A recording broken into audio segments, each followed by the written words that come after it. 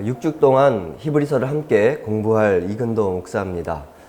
여러분들이 이 시간을 통해서 굉장히 유익하고 또 다시 한 번 더 스스로를 돌아보며 신앙이 점점 성장하게 되는 귀한 은혜의 시간이 되기를 주님의 이름으로 축복합니다. 기도하고 시작하겠습니다. 하나님 아버지, 우리가 함께 이 히브리서를 6주간 살펴볼 때 먼저는 성령님께서 영상으로 강의를 듣는 우리 모든 성도님 가운데 함께하여 주셔서 친히 말씀하여 주시고 또 이 시간 배운 것들이 잘 깨달아 알아지게 하여 주시며 또 그 마음에 새겨지게 하여 주셔서 배우는 데서 끝나는 것이 아니라 그 삶으로 연결되어지고 열매 맺게 하여 주시옵소서. 예수님의 이름으로 기도합니다. 아멘.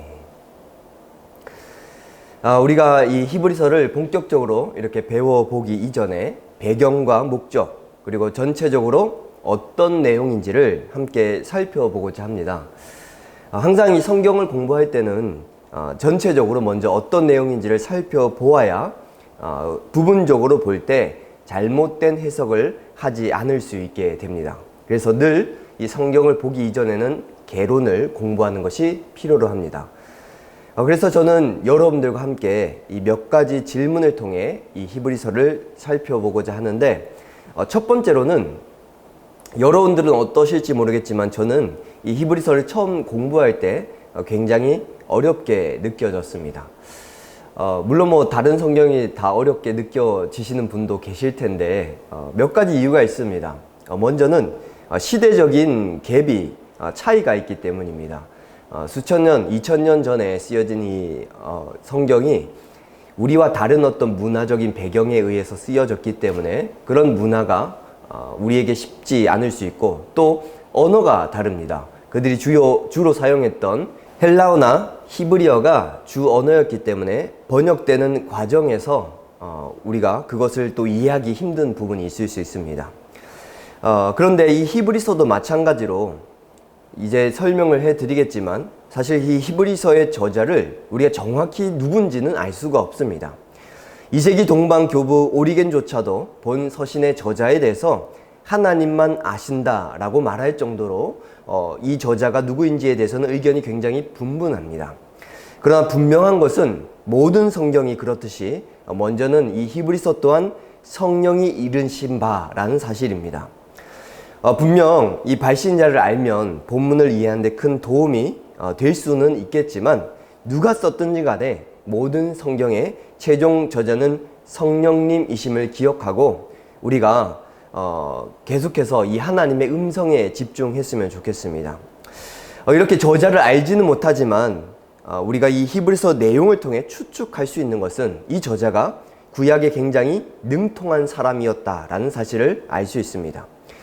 이 히브리서를 받았던 수신자들 또한 정확히 누군지는 알 수 없지만 구약에 대해 잘 알고 있었던 유대인들이었음을 우리는 알 수 있는 거죠. 그래서 여기서 우리가 이 히브리서가 어려운 이유 첫 번째 이유가 나오게 되는데, 히브리서는 유대인과 유대인의 대화로 이루어진 서신서이기 때문에 우리에게는 굉장히 어렵게 느껴지는 것이죠. 마치 친구 3명이 있는데 그중 한 사람을 제외한 2사람이 고향 친구라고 해봅시다. 그래서 이 3사람이 모여서 이야기를 나누는데 둘이서 신나게 고향 이야기를 한다면 아마도 한 사람은 전혀 그 대화에 끼지 못하고 또 무슨 소리를 하는지 잘 알아듣지 못할 것입니다. 마찬가지로 우리가 히브리서를 본다라는 것은 유대인들이 서로 대화를 하는 가운데 우리가 그 자리에 있는 것과 마찬가지라는 것이죠. 우리가 너무나도 잘 알고 있는 또 유명한 히브리서 11장만 보더라도 마치 구약을 압축해 놓은 것처럼 구약의 중요한 인물들을 시대별로 다 열거하고 있습니다. 아마도 이 히브리서 수신자들, 이 유대인들은 모두가 다 익숙한 인물들이었을 것이고 너무나도 잘 아는 사람들이었을 것이기 때문에 이 발신자가 말하고자 하는 의도를 충분히 이해하고도 남았을 것입니다. 그러나 구약을 잘 알지 못하는 사람들에게는 이 인물들 한 명 한 명이 굉장히 생소할 수 있고 그렇기 때문에 이 발신자가 의도하는 바가 무엇인지는 알겠지만 충분히 그 의도를 이해하기는 부족할 수 있다라는 것이죠. 뿐만 아니라 히브리서는 신약의 레위기라는 별명이 붙을 정도로 제사 제도에 관련된 많은 내용들이 등장을 합니다. 아마도 이 레위기는 잠이 오지 않을 때 읽어보라고 권장될 정도로 굉장히 어려운 책이죠. 그래서 이 레위기의 많은 부분을 인용하고 있는 히브리서 또한 우리에게 굉장히 어렵게 느껴질 수 있는 것입니다. 그래서 저는 지금 동일하게 또 진행되고 있는 레위기 강의를 함께 들으시면서 이 또 히브리서 강의를 들으신다면 히브리서를 이해하는 데 굉장히 많은 도움이 될 것이라 생각합니다. 그리고 또 이 히브리서가 어려운 한 가지 이유를 더 살펴보게 되면 히브리서는 편지의 형식을 띠고 있긴 하지만 편지글보다는 설교문에 더 가깝습니다. 몇 차례에 걸쳐서 유대인들이 중요하게 여기고 있었던 여러 가지 것들과 예수님을 비교하면서 예수님의 우월성을 논증하는 그러한 설교문의 형식을 띠고 있기 때문에 조금 딱딱하게 느껴질 수 있다는 것이죠. 특히 천사, 모세, 제사제도 이렇게 유대인들이 중요하게 여겼던 것들을 우리는 사실 그렇게 크게 중요하지도 않은 것 같고 또 잘 모르기도 하기 때문에 이 발신자의 논증이 크게 와닿지 않거나 지루하게 들릴 수 있다라는 것입니다. 그러나 이 히브리서를 구약과 비교하면서 차근차근 연구해 간다면 아마도 우리가 너무나도 사랑하는 이 예수님에 대한 이해는 훨씬 더 풍성하고 깊어지게 될 것입니다. 이것이 바로 어렵지만 저와 여러분들이 이 히브리서를 공부해야 하는 이유겠지요. 에베소서 3장 18절에서 19절 말씀을 보게 되면 능히 모든 성도와 함께 지식에 넘치는 그리스도의 사랑을 알고 그 너비와 길이와 높이와 깊이가 어떠함을 깨달아 하나님의 모든 충만하신 것으로 너희에게 충만하게 하시기를 구하노라 라고 말씀하고 있습니다. 이처럼 예수님을 알아간다라는 것은 우리 지식에 넘치는 일입니다. 우리의 지식을 초월하는 일인 것이죠. 그래서 우리가 평생을 알아간다 한들 그 너비와 길이와 높이와 깊이를 다 알 수 있을지 우리는 짐작조차 하지 못할 것입니다. 그렇지만 우리는 그럼에도 불구하고 더욱 힘써 예수님을 알아가야 할 것입니다. 어차피 다 알지 못하니까 포기해야겠다가 아니라 어떻게 해서든 조금이라도 더 알아가고자 최선을 다해야 하는 것이죠. 물론 모든 성경이 예수님에 관하여 말씀하고 있고 또 예수님에 대한 풍성한 이해를 도와주지만 특히 히브리서는 이 구약과 연결지어서 성경 전체적으로 이 예수님에 대한 탁월성과 우월성을 우리가 발견할 수 있을 것입니다.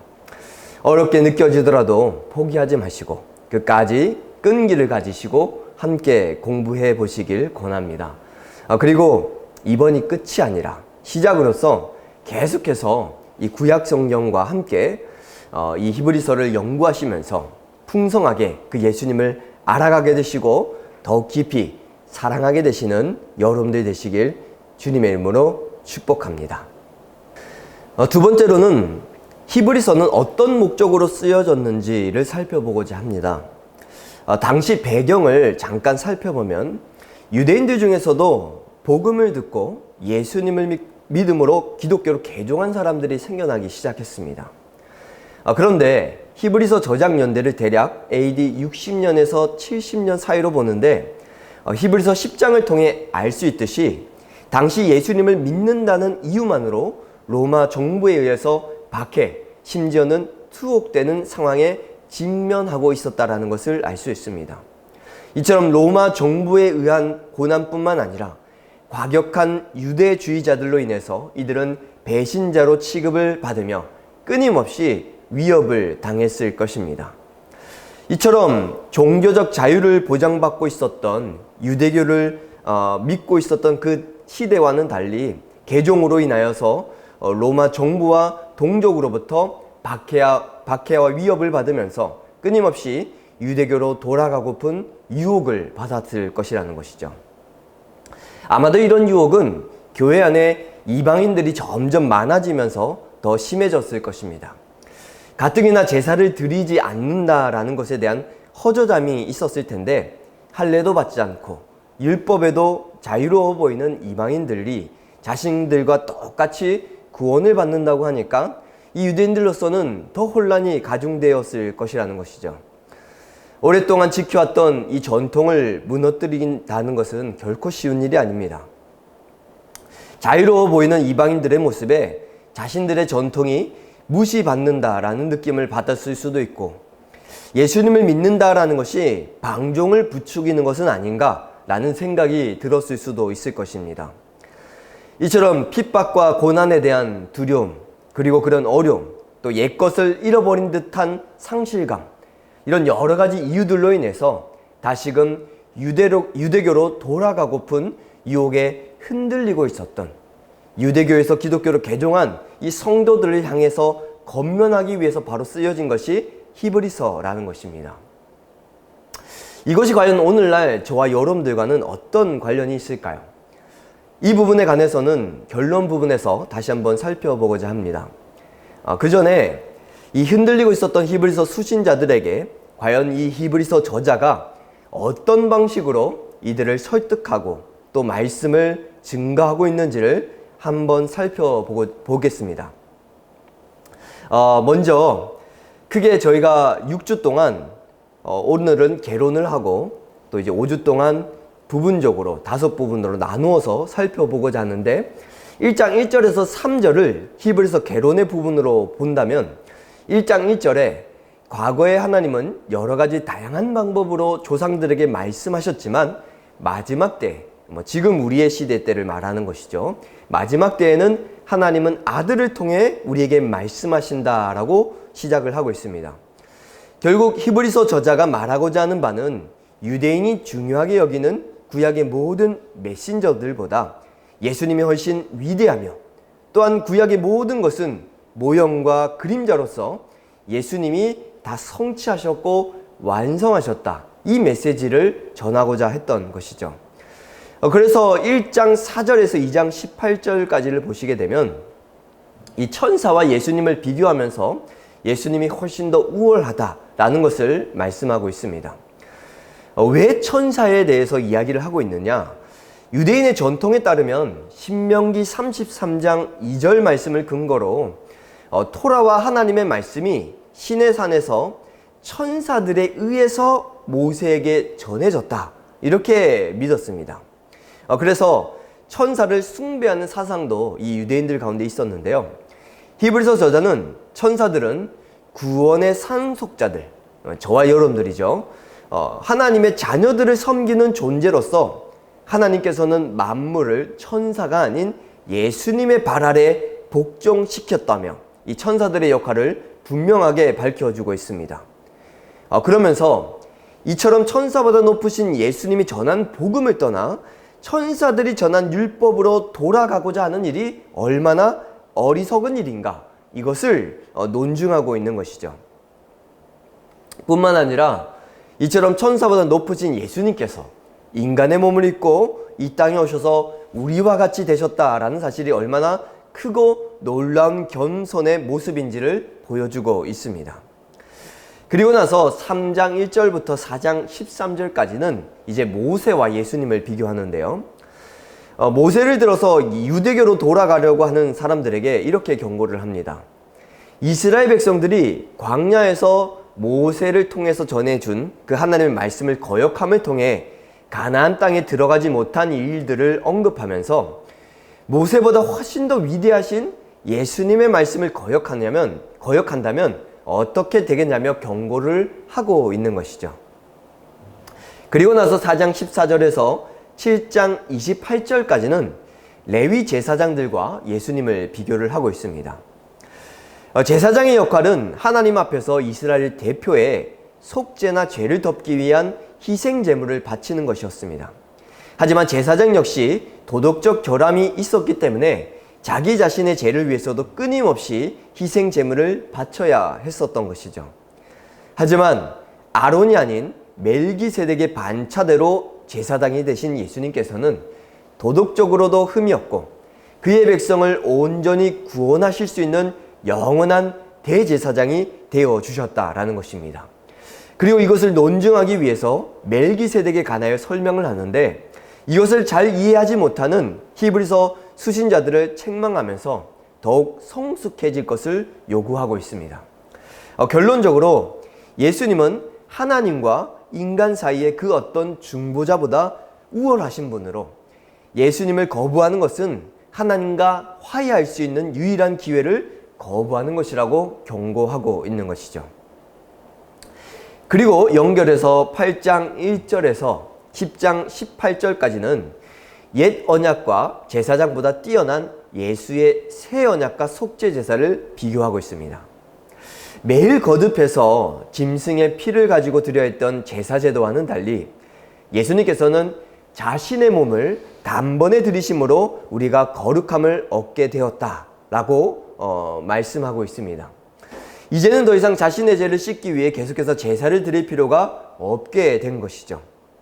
그래서 우리는 우리를 위해 스스로 제물이 되신 예수님을 믿는 믿음 안에서 모든 죄를 용서받게 되었습니다. 결국 구약 제사 제도를 포함한 옛 언약은 예수 그리스도를 예표하는 모형이자 그림자였다는 것을 밝히고 있는 것이죠. 그런데 다시금 예수님을 떠나 제사를 드리고자 하는 것이 얼마나 어리석은 일인지를 경고하고 있는 것입니다. 이처럼 천사와 또 모세와 또 레위 제사장들과 또 옛 언약과 제사들과 이 예수님을 비교하면서 이들은 다 예수님의 모형이었고 그림자였으며 이들보다 예수님이 훨씬 더 탁월하다라는 것을 이 구약의 여러 말씀들을 가지고 논증하면서 결론적으로 10장 19절에서 13장 25절에서는 이러한 예수님을 믿는 데는 반드시 고난이 따르게 된다 라는 이 말씀을 여러 신앙의 선배들을 예를 들면서 설명을 하고 있습니다. 그리고 누구보다도 예수님께서 그러한 고난을 받으신 본이 되심을 이야기를 하면서 하나님의 징계가 없다면 사생자요 신하들이 아니다 라고까지 표현을 합니다. 그러면서 그리스도인이라면 마땅히 믿음으로 이러한 고난을 인내하고 의와 평강의 열매를 맺는 삶을 살아야 한다라고 마지막으로 권면하며 마치고 있는 것이죠. 자, 이렇게 우리가 히브리서 1장부터 13장까지의 내용을 함께 쭉 살펴보았는데요. 그렇다면 도대체 이러한 히브리서 말씀이 우리 삶 가운데 어떤 적용점을 갖고 있는 것일까? 어떻게 우리 삶 가운데 적용해야 할까? 이것을 살펴보고 오늘 강의를 마무리하고자 합니다. 첫 번째로 모양만 그리스도인으로 살아가지 않도록 경계해야 할 것입니다.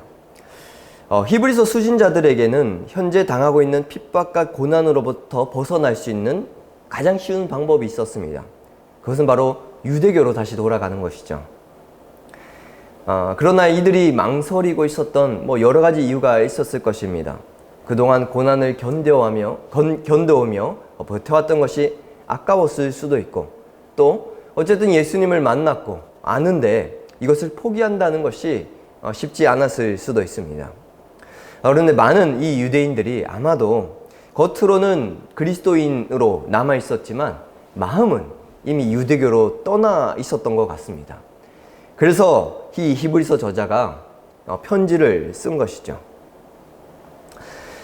이것을 우리에게 적용을 해보자면 예수님을 믿고 살아가지만 때로는 너무나도 자유로워 보이는 세상 사람들이 부러울 때도 있을 것입니다.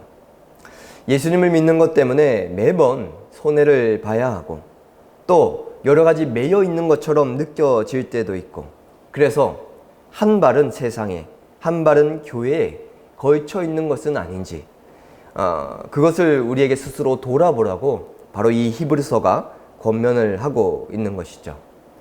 우리는 결코 경건의 모양은 있으나 능력을 잃어버린 자로 살아가서는 안 될 것입니다. 그리스도인은 절대로 이 예수님의 능력 없이는 그리스도인으로 살아갈 수 없습니다. 그리스도인으로 껍데기만 그리스도인으로 살아가다 보면 계속해서 피폐해질 것이고 자꾸만 마음은 세상을 바라보게 되며 세상을 부러워하게 될 것입니다. 그러므로 이 히브리서를 함께 살펴보면서 너무나도 탁월하고 또 우리에게 기쁨과 즐거움과 평안을 유일하게 주실 수 있는 분이신 예수님을 바라보게 되시길, 그 예수님의 능력을 다시 한 번 더 붙들고 그리스도인으로서 살아가시길, 그래서 아무리 고난이 있고 어려움이 있고 어떠한 유혹이 있다 할지라도 그것을 붙들고 놓치지 않고 살아가는 여러분들이 되시길 주님의 이름으로 축복합니다. 두 번째로는 거짓 복음을 경계해야 한다는 것입니다. 갈라디아서와 사도행전을 보게 되면 이방인 교회를 끊임없이 괴롭히는 문제 중 하나가 할례였습니다. 유대인들은 계속해서 이방인들에게 예수님을 믿는 것만으로는 부족하고 할례를 받아야 구원을 받을 수 있다라고 이야기를 하는 것이죠. 마찬가지로 히브리서에서는 제사 제도가 계속해서 등장을 합니다. 예수님께서 단번에 자신을 제물로 드리심으로써 이제는 더 이상 제사를 드리지 않아도 우리가 이 예수님을 믿음으로써 죄의 용서함을 받고 구원을 받을 수 있게 되었음에도 불구하고 오랫동안 제사를 드려온 이 유대인들에게는 이 제사를 드리지 않는다라는 것이 너무 허전하고 무엇인가 부족하게 느껴졌던 것이죠. 그래서 히브리서 기자는 이들에게 이 제사를 드린다라는 것이 예수님을 믿는 믿음으로부터 벗어나 다시금 그 예수님의 그림자와 모형으로 예표되었던 이 제사제도로 돌아간다는 것이 얼마나 어리석은 일인지를 이 히브리서를 통해 말씀하고 있는 것입니다. 마찬가지로 우리 또한 그동안 내가 의지해왔던 것, 나도 모르게 해왔던 어떤 습관과 경험이 복음에 무엇인가를 더하거나 뺀다면 그것을 가감히 경계하고 버려야 할 것입니다. 우리는 너무나도 쉽게 어떤 보여지는 것들을 의지하기 쉽습니다. 돈을 의지할 수 있고, 건강을 의지할 수 있고, 사람을 의지할 수 있고. 그러나 우리가 정말로 의지해야 할 것은 예수님 한 분인 줄로 믿습니다. 그 어떤 것도 우리를 책임져 줄 수 없습니다. 사실 오늘 지금 이 시대가 그것을 너무나도 잘 보여주고 있는 것이죠. 코로나19로 인해서 참 우리가 의지했던 많은 것들이 무너졌습니다. 우리가 건강하게 살 수 있었던 그런 환경들과 상황들도 다 무너져서 언제 어느 때 우리가 병에 걸릴지, 병원에 가야 할지 그런 두려움 가운데 살아갈 수 있게 된 것이죠.